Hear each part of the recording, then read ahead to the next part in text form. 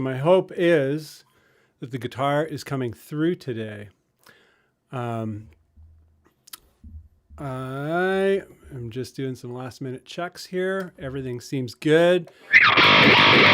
Desktop audio says it's going.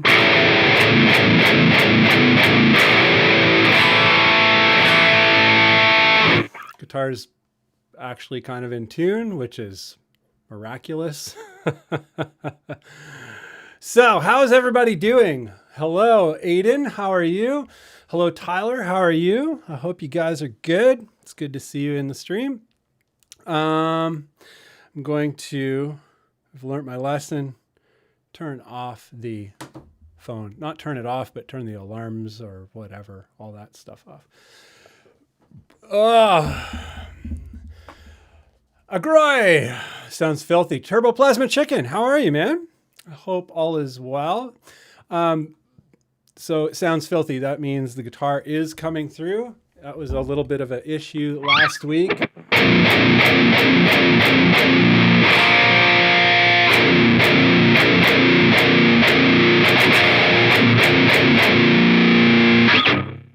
The Gretsch. Whoa, Tyler Adams. Thanks, man.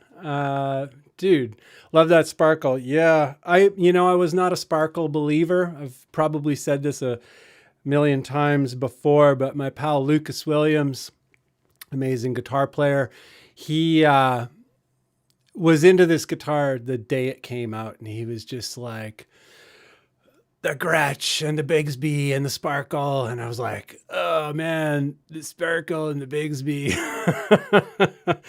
But then I got it to do a demo, and I was really already into the 29.75 inch scale because I had done the demo on the Dan Electro already. And I was like, yeah, that's the scale for me.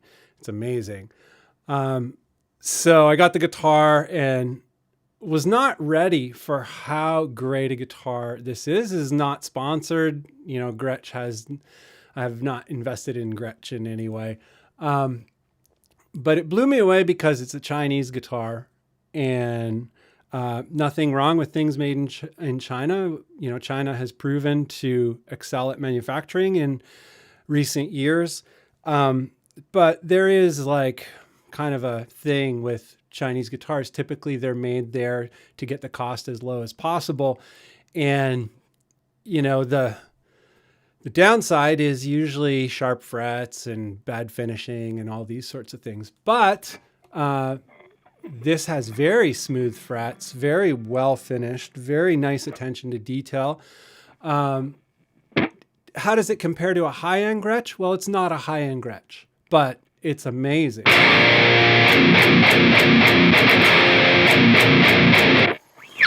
I've been putting together Foreign's presets, Foreign's patches for the Helix. And the patch that I have for this guitar is like, I'm super stoked on it because I'm doing some Foreign stuff lately. Anyhow, yeah, the sparkle. I've come to love the sparkle. I've come to love the Gretsch. The Bigsby I could do without. There are hardtail models now, which is a beautiful thing. Do I need a hardtail model? As long as I don't use the Bigsby, it's fine. I'm not good at using the Bigsby. I have a lot to learn there. If I did decide to use the Bigsby artistically, I would change the bridge. The bridge here is just sharp saddles that the strings don't move over freely. So I would put a roller bridge on it if I was going to be like, okay, I'm going to start using this Bigsby. I'm going to figure it out and learn all that. Anyway, yeah, the Gretsch, the sparkle. I've come to love the sparkle. Turbo Plasma says loud and clear. That's great. Matthias, yo, brother, what's up? What is up, Matthias? I'm stoked to see you in the stream. Aaron Drums, Super Shredder Bunn. I'm not a Super Shredder. Let's see. I have this a really hard time playing in front of people.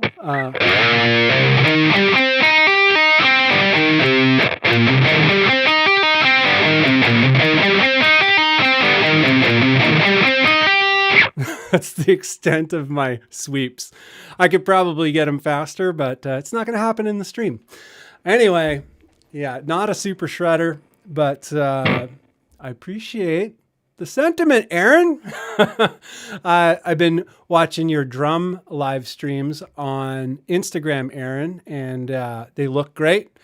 They sound really cool. They're only going to get better, obviously. I hope you're stoked on them. My friend Aaron in the comments here, we've played in bands together. He's an awesome drummer, and he recently kind of went all in on the Instagram live streaming and probably will expand out into other things. But yeah, stoked to see a brother, a fellow Torontonian brother musician tonight. Keith Body flying the flannel. Yeah, dude, I got to fly the Canadian flannel flag. Also, it contrasts against my very gray and drab stylings here. But Keith Body, another local shredder, actually a shredder. Keith Body is the first guy that I ever saw do sweeps in real life at speed. And I was like, whoa. And also the first guy where I was like, oh, that's what the neck pickup is for. Because he was doing these buttery sweeps on this Ibanez RG. And I was like, what? Anthony Nito, what the heck are you doing, man? Happy Friday. Thank you very much. That is very, very generous and very, very, very appreciated, because the dollars here in Bunnland, they run out fast living in the city and trying to do all this YouTube musician stuff. I know you all know this music game can cost a few dollars. So highly appreciated. Firestarter, been listening to a lot of foreigns lately. I love the song Civilian. It's so full of emotion. The whole album has paired great with Ernest Younger's work. I don't know Ernest Younger. Artist? Sounds like he might be an artist, like a visual artist, maybe a fine arts painter. Give me the deal on that, Firestarter. I'd like to know. What else do we got here? Turboplasma. He made a sludge patch for his Gretsch last night. Such a great guitar. Yeah. It's funny. Like, I initially thought I was going to use this guitar more for like just pure sludge, like the Wetlands stuff.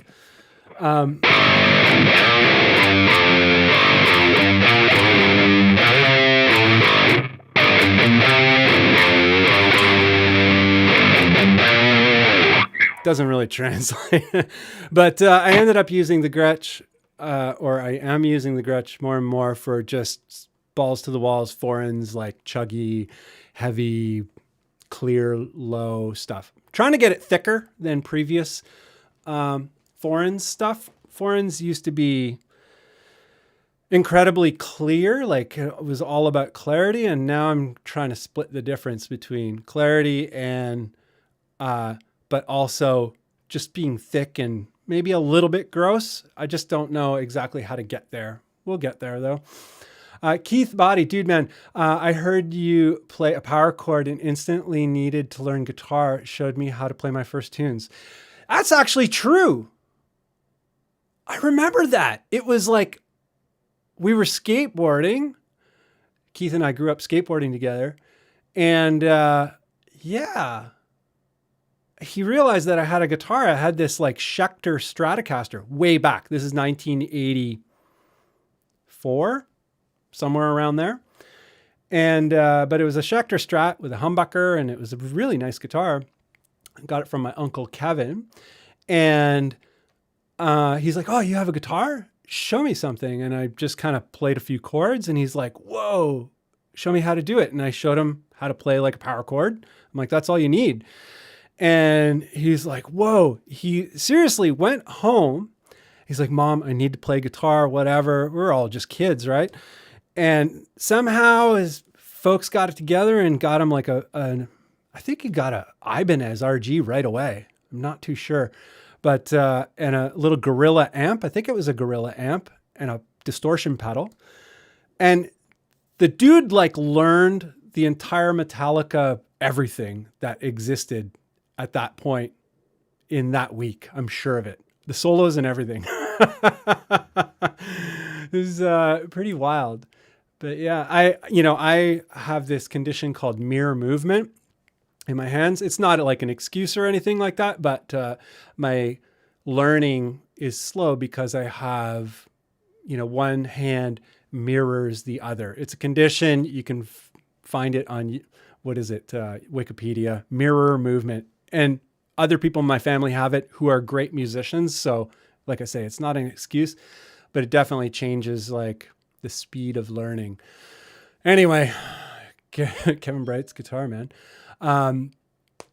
89 maybe. Yeah, it might have been back in 89. Oh, it was Sears guitar. That's crazy. Oh, so wild, man. History. This is where we came. This is where we ended up. We were playing guitar, skateboarding, listening to Thrasher magazine compilations. My pal Keith Body, his cousin, used to make these mixtapes. He lived in South Ontario. Keith would summer there and then come back with these mixtapes, and we'd hear all this like wild, heavy music. Like it was metal, thrash. It was the beginning of thrash metal. So it was really exciting that way. And there was all this wicked punk on it. And the punk was really influencing the thrash metal. It was like making heavy metal like gnarly, because previous to that, it was like Judas Priest and stuff like that. So wild. Oh man, wild. I'm stoked you're in the stream. Anyhow, I'm going to put this down for a moment. We got some topics to get into today. We're going to try and keep this to an hour. And I should probably mute the guitar because this is probably going to be annoying. So the topics today. Whoa, excuse me. Sorry if that's making noise. First, he was historically a writer. He served through World War I and published an account of that called Storm of Steel that I'm currently reading through. Oh, wow.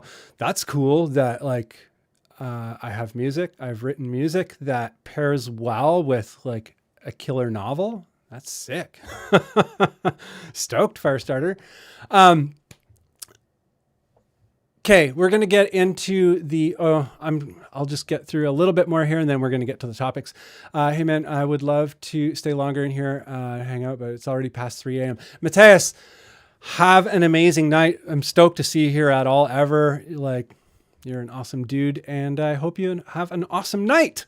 A bit earlier. Yeah, I'm going to be sticking to the Friday nights for now, but I'm going to be doing an earlier one on Wednesdays with Nick Hill, probably starting this Wednesday. Nick Hill and I have been doing these paired up live streams. He's going to do his own live stream tomorrow night. We've been doing them on Saturdays. He's going to go back to doing his own on Saturdays. And then on Wednesdays, we're going to pair up and do a double live stream that is going to be sort of geared towards being a solo musician, doing everything yourself in the 2021 era, and what it all means from a first person perspective and maybe what it could mean. That's going to be the sort of gist of that live stream series. But that's on Wednesday, this coming Wednesday, and it's going to start earlier. I believe at either probably 2 hours earlier, like 7 o'clock here, 8 o'clock his time, something like that. Anyway, Mateus, have a great night. I hope you are well. So thanks for the chat. You're a killer, man. Keith Body. Keith Body's such a sick guitar player. You don't even know. But anyway, today's topic is kind of stuff that isn't quite right. And there's a couple of things that fit in there. We're going to kick it off with the Fender scale length thing. So this was brought to my attention in the Baritone Obsessed Facebook group. And This here, I can't remember exactly who brought it up. I don't know. How do we get to the stream or the actual discussion? Baritone Obsessed Facebook group, baritoneobsessed.com gets you there. You have to answer questions to get in, all that kind of stuff. But it's an amazing group and people share amazing things there. And maybe later, time permitting, we'll kind of get into some things that are happening in the group. But someone in the group brought this to my attention. This is a Fender, whatchamacallit, Fender post. This is on the Fender website, and it's about the subsonic baritone necks. And I was under the impression that it was correct because it's on the Fender website. If we go up here, we don't want to click on that because it'll take us to the main page. But it is on the Fender website. And when they released this, all the press releases that went out said this right here, 27.5 inch scale conversion necks, the Fender subsonic baritone necks. And then folks in the group, I'm just going to double check here. I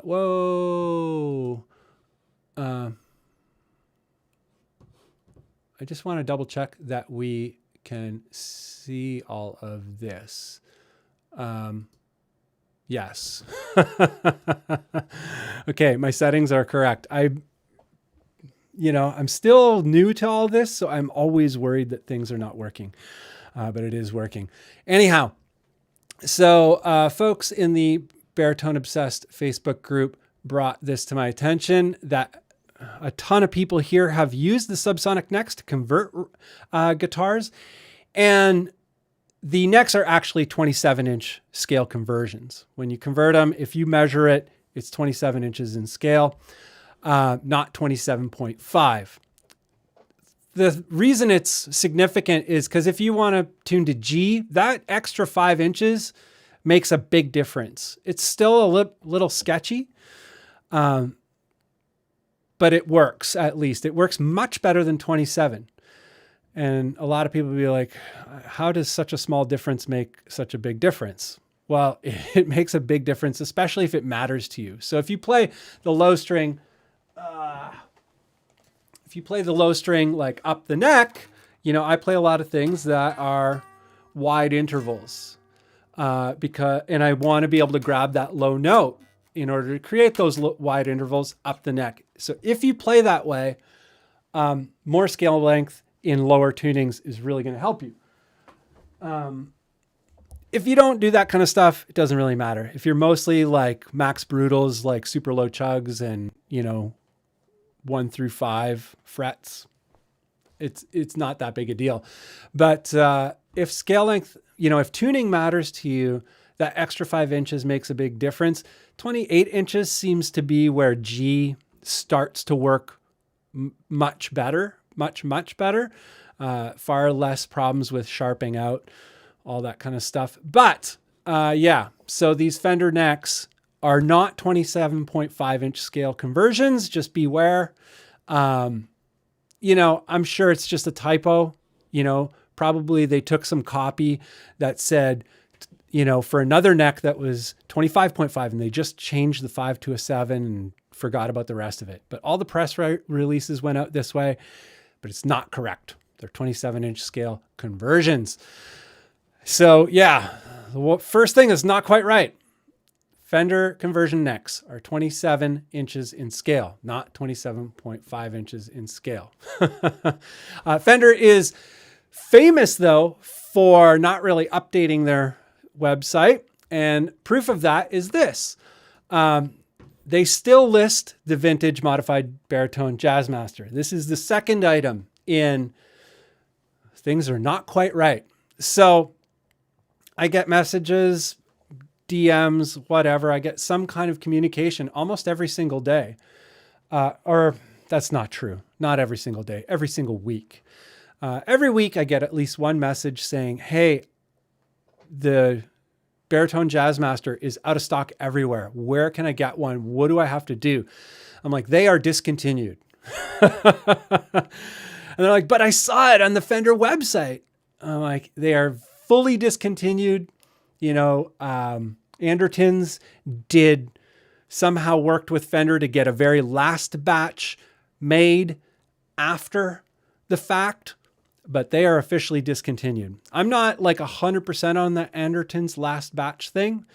This is what I remember, but I can't find the information to go back to it to verify it. So I may have a part of that wrong. If I do, I apologize. But that was, to my knowledge, the last known production run of the vintage modified Jazzmasters, and that was at the end of 2019, I believe. Discontinued, fully discontinued, even though it's on the Fender website, it's gone. And then the second thing, or third thing, moving along, is the Tremonti. The PRS guitars, and now this is old news, this is 2016, but because of this news, it ends up in other places and it confuses people and they end up buying guitars not knowing that it's not what they were hoping for. So again, not quite right. The Tremonti is, and I made a video about what is baritone, and the whole idea was baritone is a range of pitches, and that is true. And then people will argue, well, and this is in the video, and I outlined this in the video, but for some reason people miss this part because that's what people do, which is fine. It allows me to be able to talk to people, and that's great. But folks will always be, if it's not purpose built for baritone, then it's not officially a baritone. And I'm like, unfortunately, that's not true, because what was that? That was a strange sound coming from somewhere. Anyway, but if it's 25.5, which this is, it says here, based on Mark Tremonti's signature PRS model, this limited edition guitar features a longer 25.5-inch scale length that allows players to tune down but ditch the wound G, et cetera, et cetera. And they go on. I'm like, it's just a 25.5-inch scale guitar. There's like literally hundreds of options for that. It's not for those of you who don't know, 25.5 is a regular scale length. That is the Stratocaster, Telecaster sort of standard Fender scale length. Fender has a lot of different scale lengths, but that is sort of the one they're famous for. And Gibson is 25 or 24.75. I think it's actually not exactly 25.75. I think it's, or 24.75. I think it's like a little bit different than that, but we can just say 24.75 is what Gibson scale lengths typically are. Once again, they have guitars in other scale lengths, but majority of their guitars are 24.75. Anyhow, so in terms of Fender guitars and Ibanez guitars and a lot of guitars, like so many guitars, 25.5 is really standard. It is not a baritone purpose-built scale length. So that being said, the guy plays in B, either drop B or B standard, not exactly sure. And for B, many of us already know 25.5 is fine for B. A little bit more scale length is beautiful. 26.5, 27 is gorgeous for B, and I prefer it. But I have a guitar. I have, which one? Oh no, it's not in B anymore. But this here is an Ibanez RGR with the reverse headstock, and it's 25.5. And right now it's in E standard for me to practice shredding on. My very slow shredding. But it's usually in B, that guitar, and it's fine. Totally fine in B. The advantage of going with longer scale for B is you can get the string gauge down, which ultimately means better tone. Some people will disagree with that. They're like, I like thick strings. Well, if you like thick strings, great, perfect. But Yeah, it's not good information because anybody can take any 25.5-inch scale guitar and tune it to B with a great deal of success. As long as you up the gauge a little bit, you'll probably be perfectly happy. And even a drop A or an A can be done on a 25.5. It's not awesome. It kind of sucks, but so many people do it, and so many people have done it with enough success for it not to be that big of an issue.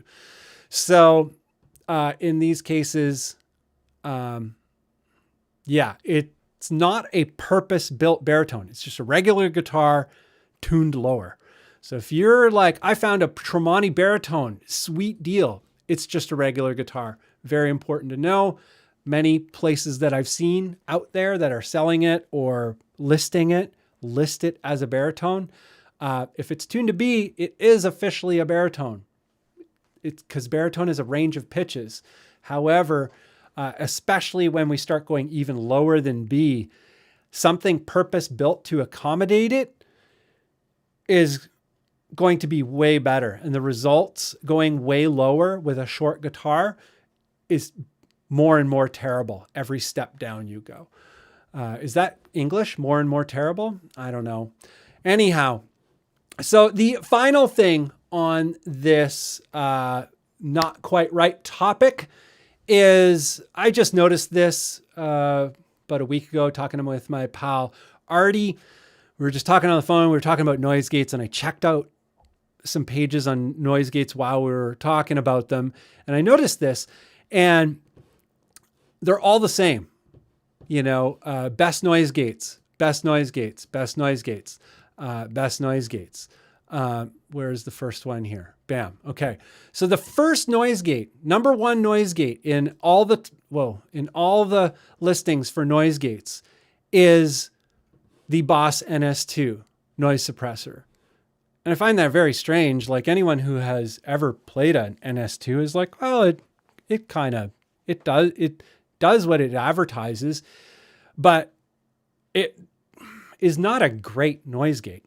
You know, the decimator here, this list kind of gets it a little bit better because their second best is the MXR Smart Gate, which is quite a nice gate, and the decimator, which is quite a nice noise gate. People I have heard like the Sentry, but I've never used the Sentry, so I can't actually attest to that.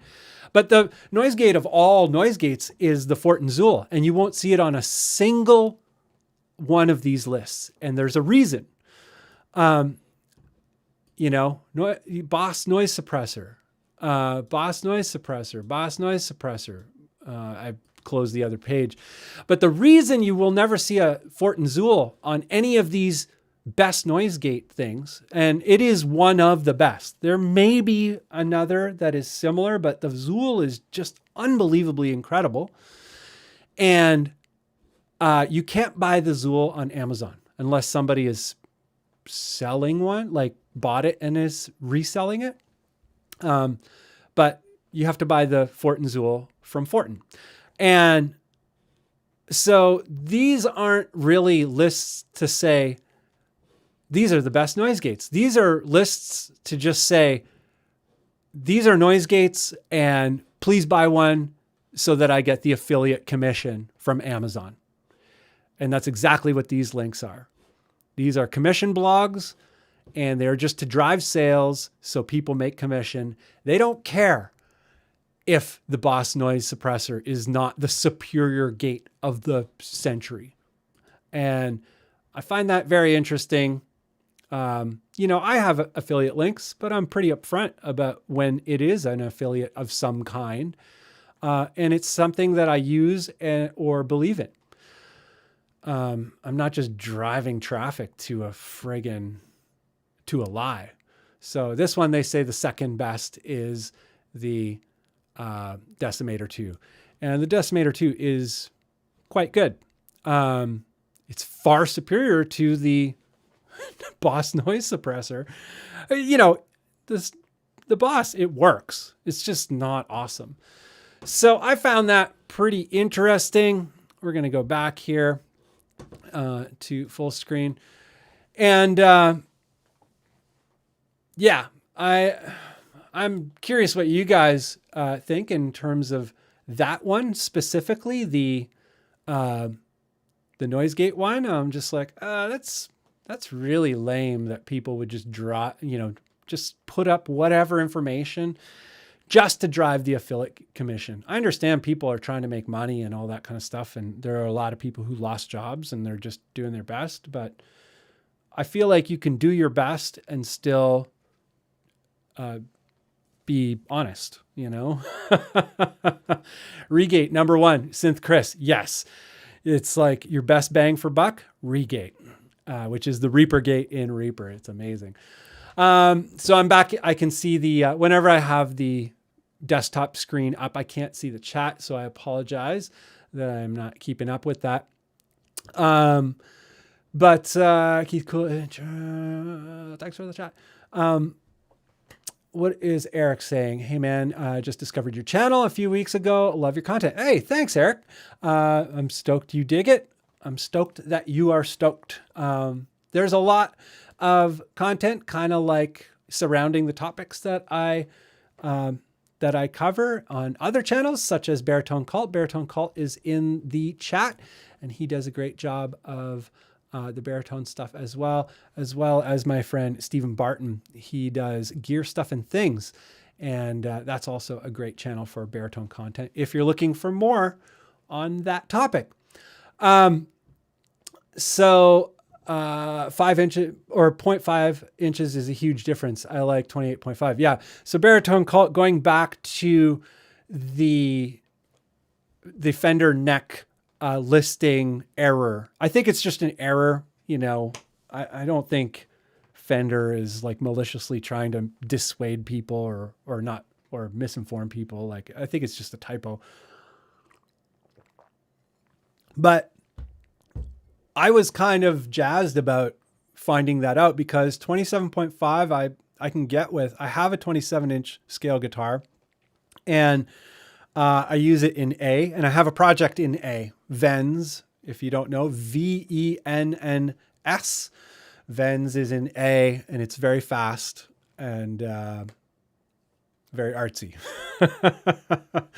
It's like blast beats and double kicks and all crushing. But Vens is in A, and 27 is perfect for A. It's my favorite scale length for A. But for G, you know, I can make 27.5 work to a level of satisfaction that, you know, that I'm okay with. I'm not stoked about it, but I can make it work. But I was stoked on the idea that maybe I could have gotten a true Fender situation, like buy a real Fender Telecaster and then put a real Fender subsonic neck on it, and I'd have a real Fender Telecaster baritone. But now knowing that it's 27 and not 27.5, that's out the window. It's not going to happen. I could put a Warmoth neck on it and get the decaling done and all that kind of stuff. Like, I have a Tele Warmoth conversion, and there's things that I love about it. There's things I hate about it too. But anyway, that 0.5 inches is very important to people like me. It's very important to people like Aaron at Baritone Cult. I'm curious what you guys think about that. Does that 0.5 make a difference to you? Do you prefer a little longer over a little shorter? And I know there's going to be a "that's what she said" joke in there. It's I've heard it way too many times. Anyway, moving along. Friendly reminder, guys and gals, thumbs up the video. Oh, thanks, Aaron. Yeah, if you guys thumbs up the video, it helps get the video out in front of people like us who like these sorts of things. So it's kind of helpful to the whole of us, I suppose, which is, I guess, a good thing. Danny P says, C note played on a 7-string tuned to drop A will always sound heavier than a guitar tuned to drop C. I've never done such a thing. I don't have any 7 strings. I feel like you could just do it on, I have a guitar tuned to A. I could just try it on that. That's an interesting experiment, Danny P. I'm going to try it. Dr. John says regate is, he gives the thumbs up on the regate claim from Synth Chris. Synth Chris has an amazing channel, by the way. Check it out. He does wild stuff. He plays a baritone, a Strat conversion, Warmoth converted Strat, and it's a very nice guitar, and he makes really heavy tunes. But he also does a whole bunch of really just interesting things. He's a coder and all this kind of stuff. It's all surrounding music. Check out Synth Chris's channel. Anyhow, yeah, you can find him in the chat here. Moving along. Amazon stock is $1,700 March today. 3182. Support small business before Amazon leaves us no choice but Amazon. That's a great point. Going to the NoiseGate articles and everybody trying to push affiliate links with bogus information, or not really researched information, I guess you could say. And so there's two things going on there. A, it's bogus, and B, they're like, Amazon. It's like, if you can buy things locally, like here, I have Cask Music, I have Steve's Music, I have Long McQuaid, and I typically try to go to one of those three for my needs. I wish Cask was closer to me in the time of the pandemic, because walking there is sketch, and I don't really like taking Ubers or Lyfts right now. But Barry, how are you? I hope you are well. I see you there in the chat-a-tat-tat.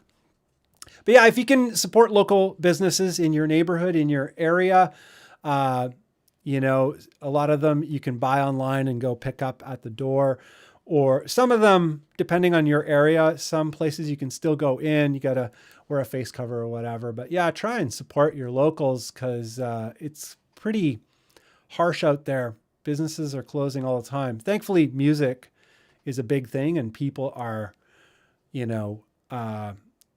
going crazy buying musical instruments and all these sorts of things.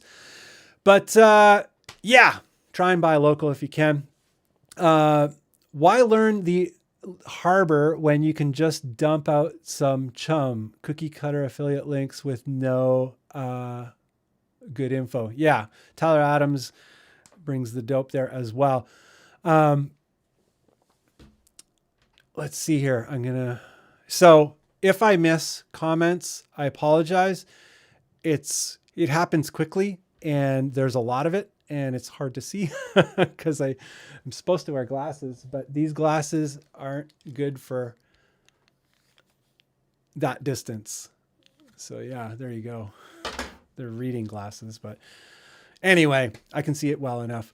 Longer, but you gotta do you. Yeah.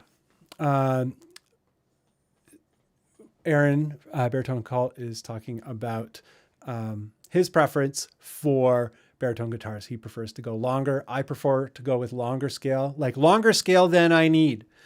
I have two guitars in 28-inch scale that I use for G. They're both Ibanez RG IBs of various sorts. But I've been loving the Gretsch and Dan Electros and the much longer scale, because I can get the string gauge lower and I get a snappier, more musical tone, better chugs, all that kind of stuff. So yeah. Longer is better for me. I'm curious. What do you feel? Some people, they don't want to go too long because of the reach. The reach is a big topic these days. And I understand. I happen to have a super long reach. So yeah. I don't think I've tried a 27.5. 27 is good enough for A and A sharp. And I use 29.75 for G and G sharp. Yeah, Ian. I'm 100% with you there. That's kind of my jam as well. Gordon, how are you, Mr. Gordon? I I hope it's not too late in Croatia. Gordon is a longtime pal in the baritone sphere here. Hey, Bunn, streaming a lot lately. Is this going to be a regular thing?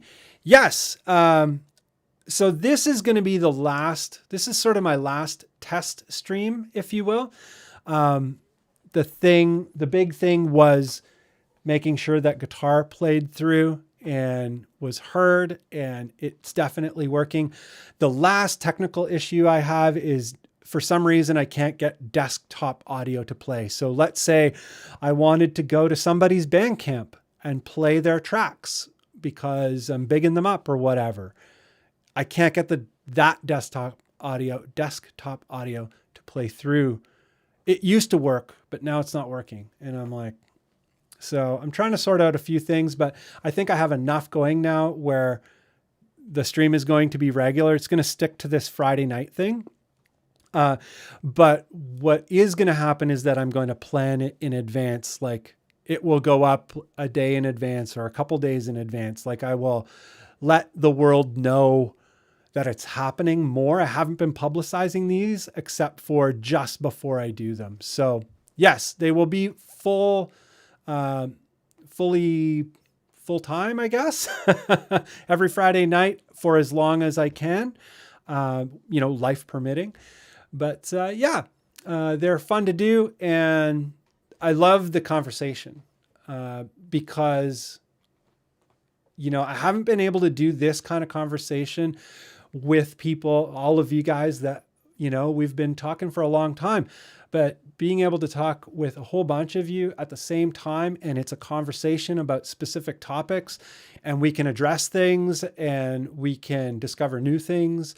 And now I got the guitars working. So, I'm going to probably start playing a lot more in the streams if not, like if it's relevant to the topic. But cool. Makes a huge difference to me. Only play 25.5 inch scale because 24.75 feels kind of weird. Danny P. Yeah. There's things I love Gibsons for, but I generally have a preference for the Fender scale length when it comes to standard tuning. Music or our gear is built on small business important. Aaron's talking about buying local again. Music and gear is built by mostly small businesses. So, you're supporting small businesses with most music purchases, unless it's like a Behringer thing. Like, that's a little different. The Reaper blog. Oh my God, dude, you don't know how many of your videos I watch. I'm not the kind of person to kind of reach out, but, I know a lot about Reaper because of your videos and your blog, and I'm subscribed to it. And yeah, I can't believe you're in this chat. Hello. I'm a mega Reaper user, and I found it on my own, but what I know about it has to do with you. So for those of you who don't know, if you're a Reaper user and you want to know more about Reaper, so much more about Reaper. Like, if you want to edit video in Reaper, you can do it. And the Reaper blog is the place to go. And he's in the chat right now. I highly recommend it. I've recommended it many, many times, but dude, hope you're well. Fellow Canadian as well. Dr. John, is it worth learning to program drums versus already knowing how to play in real life and just buying an electric set? It's a great question. I've never really thought about it that way. I play drums. I haven't played much drums in the past bunch of years because I moved to an apartment and I gave up I used to have a recording studio and all that kind of stuff. But Dr. John, I would say there is a huge benefit in programming drums if you play.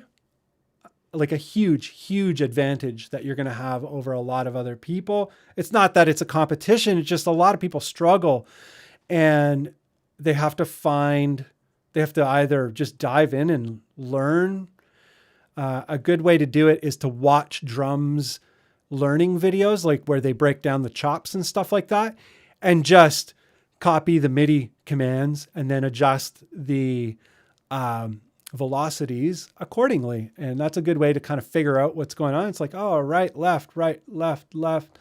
That was backwards, but right, left, left. And like how to divide the different instruments and whatnot. You can watch drum lesson videos for better programming, but if you play already, you don't have to think about that stuff. And it's a huge advantage. The actual kit, there are advantages in terms of fluidity and maybe very quickly getting things down. I personally, I'm not sure. I've fooled around with the kit hooked up. My friend Jay has one, and we got it going for him and all that kind of stuff. And it's cool. We hooked it up to Superior Drummer or Easy Drummer or whatever.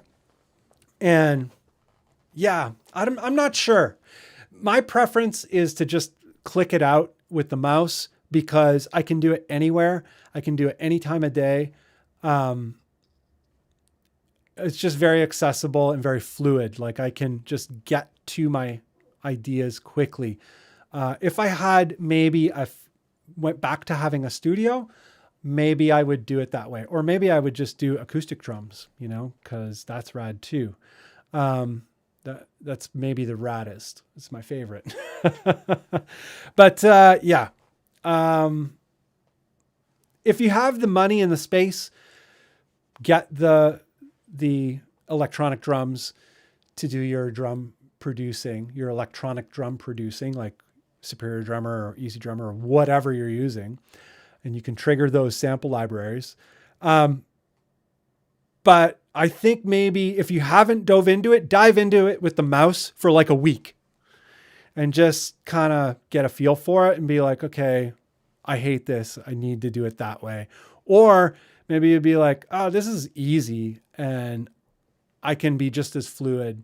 I think if you're playing acoustic drums on the regular, I think your programming will be a lot faster always because you're just going to mimic what you would normally play. And that's what I do. I don't play every day. I haven't played for a while now. And so I don't have fresh things that I'm coming up with. And so it's very hard for me to come up with things in MIDI. I used to just work it out on the kit and then bring it into MIDI. Then rebuild it in MIDI. But yeah, if you're a rich guy, get the kit. If you're not sure, just try programming some stuff. Just like I say, dedicate a week to it. Every day for a week. See what you come up with. And if you fully hate it at that point, or if you're just not getting to the place that you want to get to, then maybe go with the MIDI kit. Turboplasma. Wait, am I missing stuff here? Duck John. Actually, Cameron Lamoth, how are you? Uriel's got any more word on Foreign's Helix patch pack? Yeah, actually, I kind of opened the stream with that. I'm working on it. I'm working on it to work on new Foreign's material first and foremost. But as soon as I get into that, there will be patches for all of my pickups. I'm making them according to pickup. So the Gratch has a TV Jones style mini hum in it. Then I have guitars with EMGs. Then I have, passive guitars. Like I have a bunch of different guitars with different pickups. So I'm making patches for each pickup so that I can pick up any guitar and just rip it up. Let's go over here and bam. So yeah, there you can hear that. So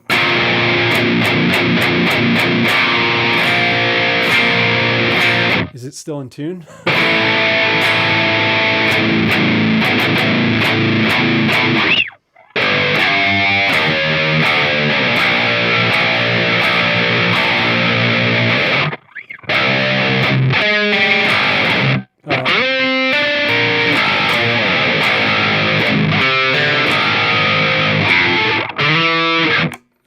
go. Middle pickup. That was weird. There we go.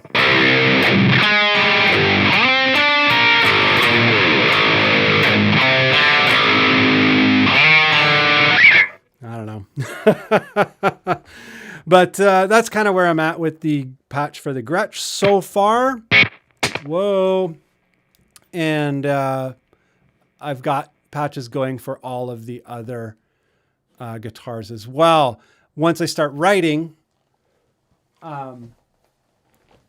then like once I start writing and recording, which I'm doing a little bit of already, but once I really get into that, then I will kind of really solidify what patches are for what and what I'm using and all that kind of stuff. So long answer to your question. Will there be Foreign's Helix pack? Yes, there will be a Foreign's Helix pack. It will be quite extensive because it will be specific to each guitar, and there will be a gain patch, like a chuggy kind of gainy patch for every guitar. There will be a mid gain patch for every guitar, and there will be a kind of a more ambient, spacious, not ambient, but a more spacious, reverby, softer kind of, dare I say, lead tone. Not a lead tone. I don't play leads, but sometimes I have to soften up the stuff for like a little melodic section or whatever. Yeah, those are coming. It's just going to take a while. If you know how to play, Turbo Plasma Chicken says, if you know how to play, you can use the E-Kit to record and run it through a good sounding drum library. Yes, you can. Barry Proser, what is your favorite pickup for baritones? Oh, that's a great question. I think for like that typical kind of chuggy gain kind of tone, I really like the Seymour Duncan SH6, what do you call it? Distortion. I like that pickup a lot. I like the Nazgul quite a bit. I like the, what the heck are they called? DiMarzio Titans. Those are very nice. I'm not terribly picky. For that kind of thing, I like kind of medium hot output passives, usually ceramics, because they just are more cutting. And yeah, kind of voiced for the upper mids where there's a dip in the low and a boost in the upper mids, usually around 2.346K. Yeah. I don't know if that's a good answer. I guess the answer is I like pickups that end up sounding good. And I've tried a lot of pickups, but I'm still interested in trying more pickups. And I'm also currently looking for new sounds that are slightly different. Because I think a lot of my personal sound, at least for Foreign's, kind of was on this line of almost like a gent kind of thing. And I'm not a gent guy. I have no problems with gent, but I kind of want to, differentiate myself from that space a little bit more going forward into the future. Hope that answers your question. Keith Body would love a Barry, but man, smaller hands and short arms for sure. Yeah, but Keith, I think this is a thing that I hear a lot about, like the reach is an issue, but I know smaller people, like smaller reach and all that kind of stuff, smaller hands, who are amazing bass players, amazing bass players. So I think at first it can be awkward, but I think if it's a sound that you really love, I think just exposure will be enough. You show up and do it and use it enough, and you will adapt. Ian, thanks for the great content. Scott, looking at getting first baritone on a budget, was looking at the Dan Electro. I'm worried about the hum. Do you think it's a good entry-level baritone sub 5.7? Well, I voice this opinion a lot. The Dan Electros are my favorite guitars. There's something about that tone and all that. I don't like the Dolphin headstock. I've been on a hunt for the 3x3 headstock. Every time one comes up, I don't have the money at that time. But I will eventually get one. For me, the pickups, like the lipstick pickups, are part of the thing. So I will just deal with the noise. There's a couple ways you can kind of deal with the noise. Part of it is like how you write, what kind of sounds you in fact use. You can use gating to some extent. I use gates. I don't like using gates. But for a lot of the music that I've been making recently, last 10 years, recently, a lot of it I have to use a gate. But as I switch things up, maybe I won't have to use gates as much. But yeah, I think suffering through the noise with the Dan Electros is worth it because they just sound so amazing to me. They're my favorite guitars. They're really light. They do super low tuning effortlessly. They sound unique and they're just fun guitars. But you can put, hot rails, single coil sized hot rail Seymour Duncans in them. I know people who've done that with just regular Dan Electros. I don't see why you can't do it on the Baritone. I'm pretty sure the pickup cavity is exactly the same. So people do that. You can do that, but you don't have not baritone.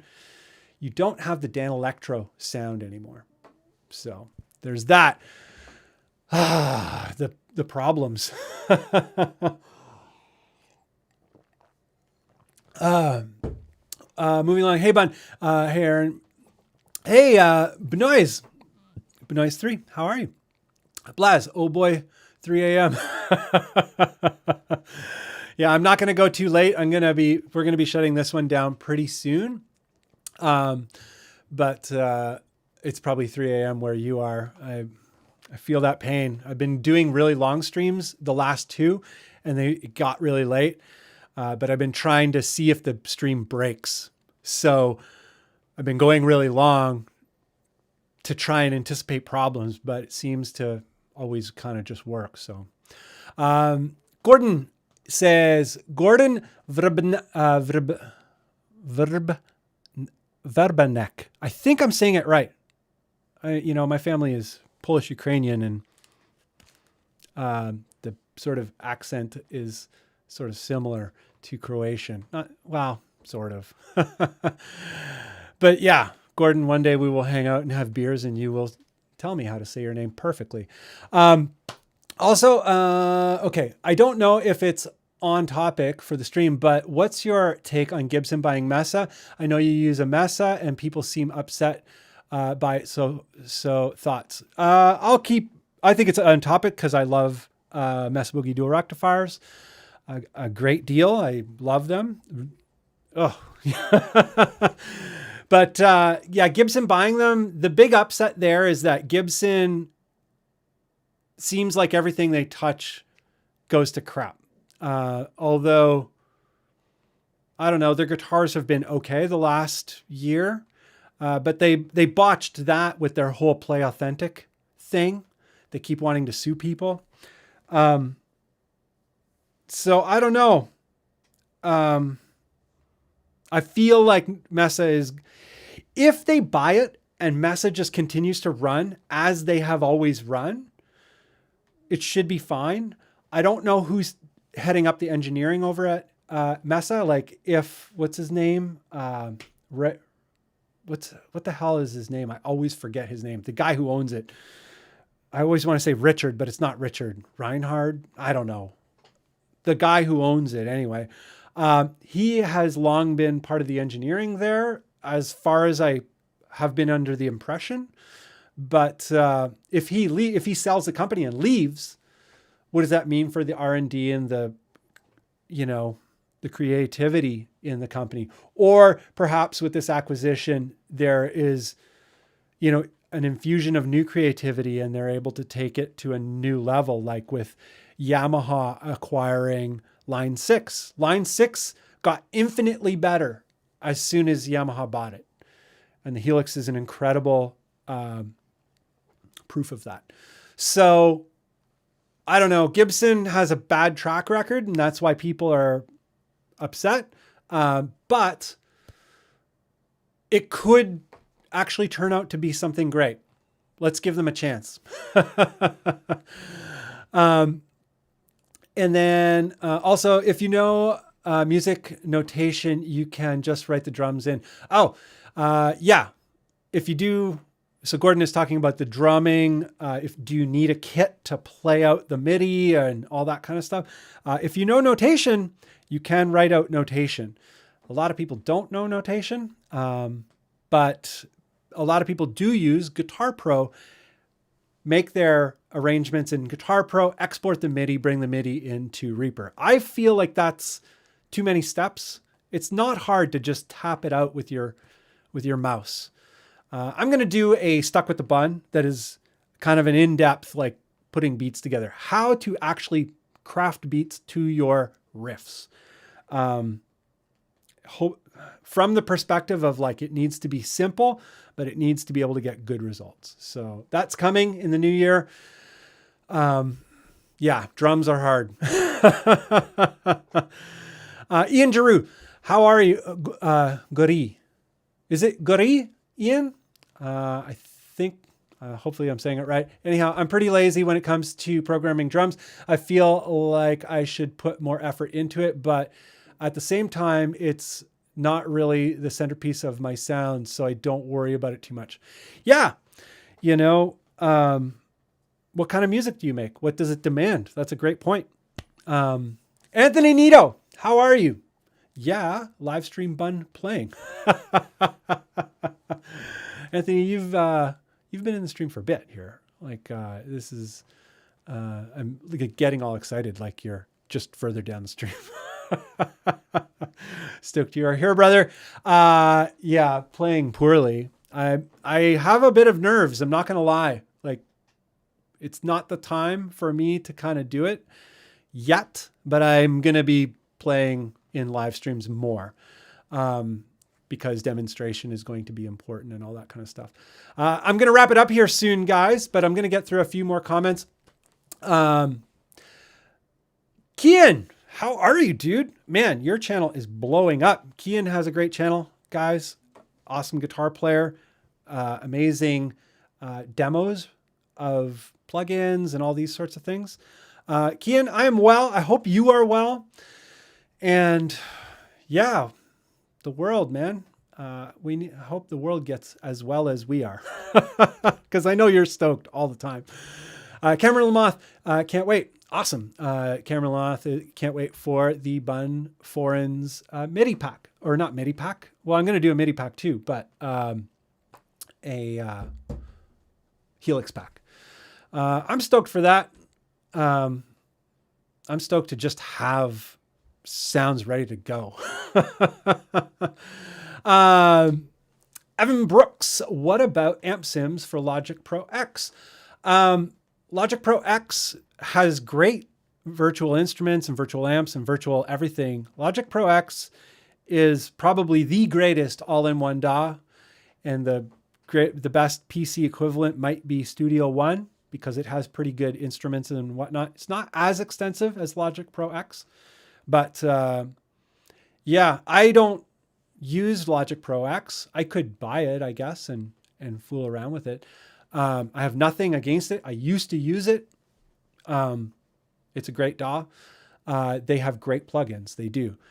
My whole thing here at the Bunn is I kind of really stick with the Reaper thing and push the Reaper thing mostly because of accessibility. That low barrier to entry for me and my channel and what I'm all about is getting started, like getting over that barrier of fear or indecision or whatever. It's like, what are the things that are really powerful right under your nose that you can get started creating with right away? And Reaper is definitely one of those things. A second thing about that is ease of use, both in the actual using of the thing, but also the installation, the configuration, all of that kind of stuff. And Reaper has all of that on lockdown, and it's very inexpensive. So I focus on Reaper, but I'm not opposed to Logic. Logic is great. And maybe I will do Logic amp tone building videos. why not? The amps in it are pretty good. I think they were good enough for, oh no, that was Cubase. Cubase plugins were good enough for Meshuggah at one point. What about amps? Okay. Excuse me. Hey, Scott, I got my Drop G shirt today. It's nice. Oh, J Rex, you got that Drop G shirt. It's a funny thing. Like, I just illustrated that really quick. I was like, it was just a funny idea to me. I'm like, what if I, just made a tuner pedal all about tuning to G. I just thought it was funny. And I just made it. And I was like I work with graphics and whatnot for my day job. I'm a graphics person. I'm going to do this. There we go. I can sit up straighter. I keep leaning into the mic.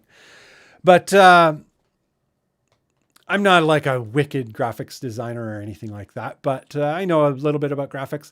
And anyhow, I designed that graphic, and I was like, this would be a funny shirt. I didn't think it would be popular. I didn't think anybody would actually buy it.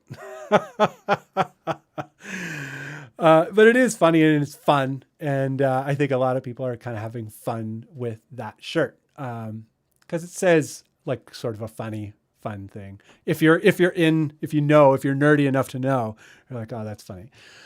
So yeah, J-Rex, thank you for grabbing a shirt. A Bunn shirt. You can find the links to that all down below in the description, guys. A little call to action there. Future Machines. Hello, Mr. Matthew Fong. How are you, dude? Yeah, that video went out today. Future Machines is a band. I shot a video for them, like a live video for them quite a while ago, and it finally went up today. I finally got it done this past week. But it went up today. Future Machines Instagram, I believe it went live on. And Matt is a great guitar player and a dear friend. And yeah, the music is so it's so fiery and awesome. It's kind of more in the math rock zone, like UK math rock. I really like that kind of stuff. So yeah, Future Machines, check it out. A video that I produced, I guess, shot, edited, produced. They put it up today. Amazing timing. Britt Paper Scissors and Future Machines, they are pals as well, and they do amazing things. It's like the world is like this. It's all intertwined. Britt, how are you? I hope you are well. Baritone Cult, what's up, brother? Grabbing some coffee, be back in a sec. Yeah, coffee now? Come on. Ian JR, I appreciate the answer, Scott. Yes, the 3x3 headstock on the Dano is my preference. Yeah. I don't know. I think we should all write an email or social media or something to Dan Electro and be like, can we please have a 56 baritone with a Coke bottle 3x3 headstock? If we all do it tonight, maybe they'll make it. It's like, we don't like the Dolphin headstock. We want the 3x3 Coke bottle headstock, please. It might actually work. So yeah, I'm going to actually do that. So yeah. And so we're going to shut this down very shortly because I have much more to do. But we'll crush through these final few comments here. I just wanted to mention that since your last stream, I have in fact, ordered myself that Gretsch and I'm now waiting for delivery. Oh, amazing. The Gretsch, man, like major sleeper. You're not saying it right. Gordon Verbenek. Verbenek? I don't know. I'm going to stop trying. Definitely up for beers and hanging out one day. Yeah, we're going to do that. Awer, I hope I'm saying that right. Low value because of poor quality, poor management, and high prices. Right. He's talking about Gibson and Gibson acquiring Mesa Boogie. And that's what people are afraid of. And that may be the fact. Mesa Boogie up until now has been 100% USA company. And Who's to say that Gibson won't move it to Asia? That doesn't mean it will suck. In some ways, maybe it could be good. Who knows? Not sure. Randall Smith. Randall. The race car driver. That's right. Randall was a race car driver. Drove so goddamn fast. Checkered flags never did come in last. Yeah. Good old Randall. Thank you, Self-Inflatable. And he's staying on as lead amp designer. Okay. That's good to know. That is an important thing. Tyler Adams, hi-hat, then kick, then snare, make fills. He's talking about how to approach making MIDI drum patterns. And that really is it. Oh, Britt, you're too kind. You're like, you guys, one day we will hang out and it will be awesome because, yeah, the last few times we hung out, it was incredible, but it was all pre-COVID. And York, how are you? Good evening. Glad to see you in the stream. We're going to be winding down shortly, but yeah. Apoplexia, hi all. Hello, how are you? David is in the house. That shirt is sick. The tuner shirt. The tuner shirt's funny, man. It's like actually Self-Inflatable designed me a couple other shirts, and to me those are the Bunn Fatal Shred shirt. That thing is like incredible. It's like Bunn with a Dan Electro and like massive amps and just like shredding myself to pieces. Amazing. Baritone shred. And Future Machine. You're very welcome. You're the best dude. Thanks for doing what you do, Bunn. Evan, thank you for just being rad. Like, one thing I have to say about a lot of the people that have kind of come into this fold, like the Baritone Obsessed thing and the Bunn YouTube channel and all of the rest of it, is the people make it. The people make it what it is. And the attitude is very positive and very stoked and very productive. And I appreciate that huge. And it has a huge positive effect on me as just an individual, as the guy, as Scott, the guy. So it's all about you. And so thanks for you doing what you do by showing up and being part of all of it. So that makes it's massive. Apoplexia, you're such a wild animal. Thank you very much. Never too late for coffee, and it's decaf. Oh, okay. Yeah. There are good decaf coffees now. Swiss water process, Swiss water decaf, delicious. IND Ameda, or Inda Media. It's interesting how you can read things many ways. A great channel, low tones and positive vibes seems like a good combo. Yeah, I would say. It's, what more could we ask for? We could ask for a lot more. But yeah, I'm glad that that impression is on you in that way. Amazing. And our reverse inline headstock for me. Yeah, reverse headstocks. I love them. You know, I'm not going to lie. I have one here. Oh, I wish. If my RGIB 6 and RGIB 21 had this headstock, I'd be a complete human. Complete. But yeah, I don't know. It might not ever happen. It probably would have to get a signature model before that happened, or for that to happen rather. But anyhow, Britt, thank you for the sticker. I think that's what they're called. Apoplexia, thank you for the sticker. It's like really helps things around here. Thank you everyone for your contributions to Bunland. One day we must play riffs together again. Future Machines. Yeah. Alexi wants us to do more, Lightning for Legs jams. I would like to just redo the Lightning for Legs stuff to a click and like the drum stuff sorted.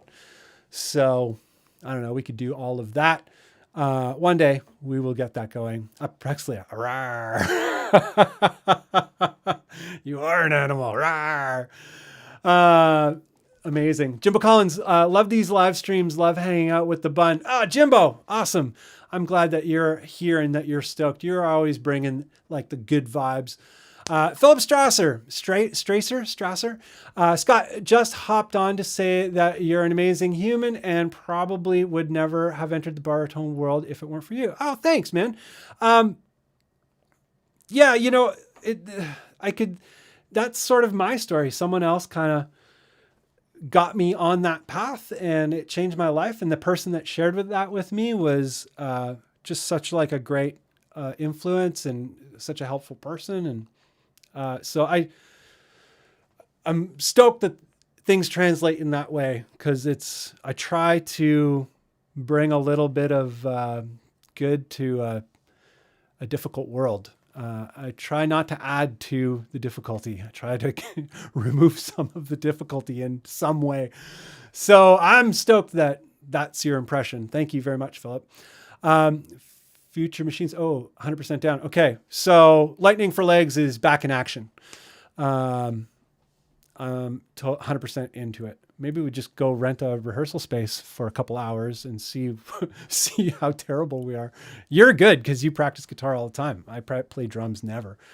Maybe I'll rent the rehearsal space and go do that, because if there's only two of us, we don't have to worry about, contagion. Maybe we'll do it baritone style this time. Yeah, we could do Lightning for Legs baritone. Future Machines and I, we had a band together, a duo called Lightning for Legs. If you search it on Bandcamp, you'll find it.